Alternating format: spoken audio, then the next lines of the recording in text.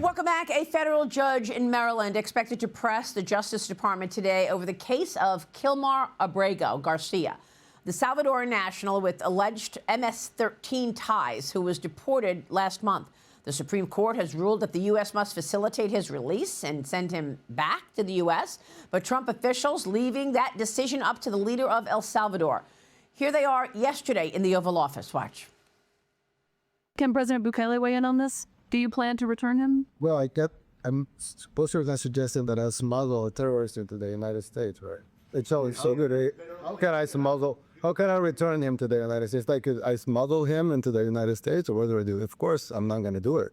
It's like, the question is preposterous. How can I smuggle a terrorist into the United States? I don't have the power to return him to the United States. Joining me now is the Department of Homeland Security Public Affairs Assistant Secretary, Tricia McLaughlin. Tricia, congratulations. Good to see you. Thanks, Maria. Thanks for having me. So what about that? Why can't he send him back to the U.S.? Well, I think Garcia, this illegal immigrant from El Salvador, an MS-13 member, is exactly where he belongs, back home in El Salvador in a terrorist confinement center. I think that there should be no consternation from the media, who would love to frame this guy as this Maryland father, but he's anything but that. He's not an innocent. He's a member of MS-13, which I will remind the American people is a vicious, vicious gang which maims, rapes, and murders Americans for sport. He should be off of American soil, and good for President Bukele for making that decision right on the spot. Yeah, so do you think that stays? I mean, what do you want to say about the Supreme Court? I mean, I think that the Supreme Court has made their call. They said that the lower courts don't have the power to dictate U.S. foreign policy. And I think it ultimately is in Bukele's camp, but I'll leave that to the DOJ. But regardless, for the American people, what really matters is that this guy is off of American streets. He's no longer terrorizing Americans and wreaking havoc on our communities. Let me switch gears, ask you about this federal judge blocking the administration from revoking the legal status of more than 530,000 illegals from Cuba, Haiti, Nicaragua, and Venezuela. They all came in under Biden, under the administration of Joe Biden and that controversial CHNV mass humanitarian parole program, Tricia. Your reaction, where's this going?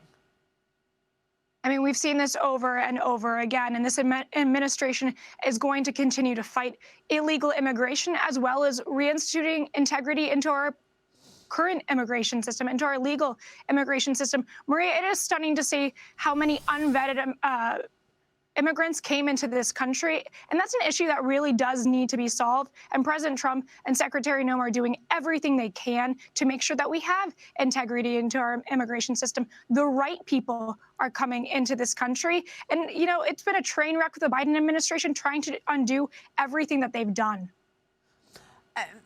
ICE agents arrested this Palestinian Columbia student, Mohsen Madawi, in Vermont yesterday, Tricia, after a naturalization appointment to obtain his green card. They nabbed him then. He participated in campus protests. He founded the Palestinian Student Union with recently arrested student Mahmoud Khalil. And an immigration judge ruled that Khalil can be deported from the U.S. over his leading pro-Palestinian protests at Columbia. Your thoughts here?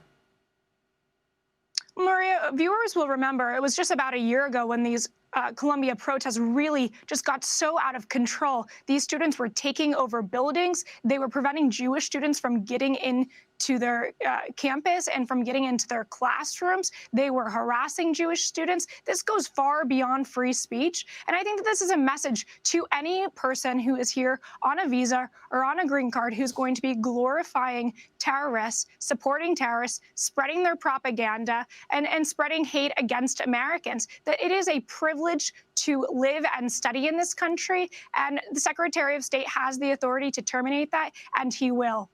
Yeah, I mean, it's just incredible how many situations have arisen from the wide open border, and we've spoken about this for so many years. Customs and Border Protection now reveal that border apprehensions for all of last month, the month of March, were lower than the first 2 days of March 2024. Encounters even Salvadorian President Nayib Bukele took notice of yesterday. Watch this. Actually, what you're doing with the border is remarkable. It has dropped, what, 5%. It's incredible. As of this morning, 99%, 99.1% to be exact. Why are those numbers not in the media? Well, they get out with the fake news, you know, like CNN over here doesn't want to put them out because they don't like putting out good numbers. They only like putting out because I think they hate our country, actually.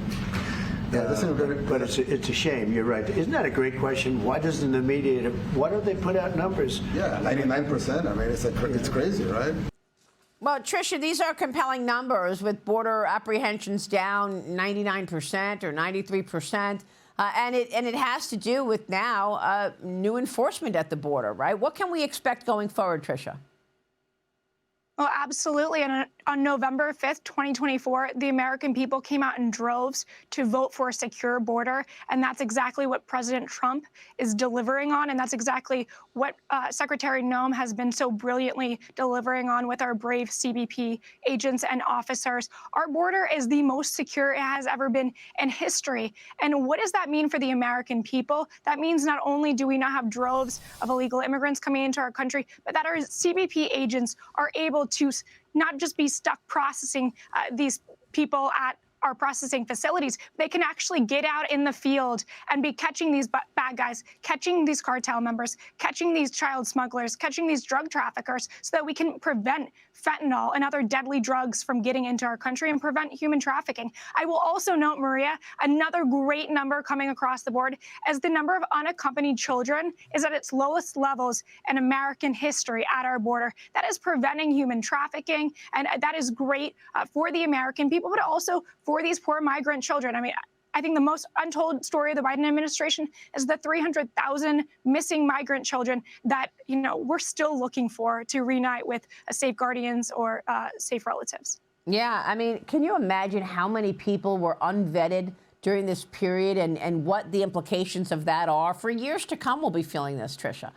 It's pretty compelling. I hope not for generations. Yeah, exactly. Go ahead. But Secretary Noem and President Trump are on it, and I think the American people should be so proud of the work they're doing each and every day. All right, we'll be watching. Tricia, good to see you this morning. Thank you. Tricia McLaughlin at the State Department of Homeland Security.